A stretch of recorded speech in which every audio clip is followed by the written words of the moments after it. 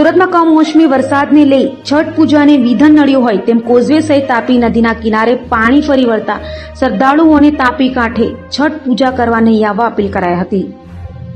કમોસમી વરસાદે છઠ પૂજામાં વિઘ્ન પાડ્યું હતું। સુરતના કોઝવે પાસે છઠ પૂજા માટે કરેલી તૈયારી પર પાણી ફરી વળ્યું હોય તેમ મંડપ અને પૂજા માટે ત્યાં કરેલી દેરી પાણીમાં ગરકાવ થયા હતા। 27 અને 28 ઓક્ટોબરના રોજ છઠ પૂજા નિમિત્તે તૈયારીઓ કરાઈ હતી, જે માટે સિંગણપોર વિયરકમ કોઝવે પાસે તૈયારીઓ કરવામાં આવી હતી, પરંતુ ઉકાઈ ડેમમાંથી પાણી છોડતા કોઝવેની સપાટી વધી હતી, જેને પગલે તાપી નદી બે કાંઠે થઈ છે। છઠ પૂજા માટે કરવામાં આવેલી તૈયારી ખોરવાઈ હતી, કારણ કે સુરતના વિયરકમ કોઝવેની રવિવારે રાતે 10 વાગ્યે સપાટી 6.82 મીટર હતી, જેથી છઠ પૂજાને લઈ ભક્તોમાં ચિંતાનો માહોલ જોવા મળ્યો હતો। બીજી તરફ બિહાર વિકાસ મંડળ અધ્યક્ષે સુરત તાપી કાંઠે છઠ પૂજા કરવા આવે નહીં તેવી અપીલ કરી હતી અને ઘરે અથવા નજીકની જગ્યાઓ પર છઠ પૂજા કરવી જણાવ્યું હતું।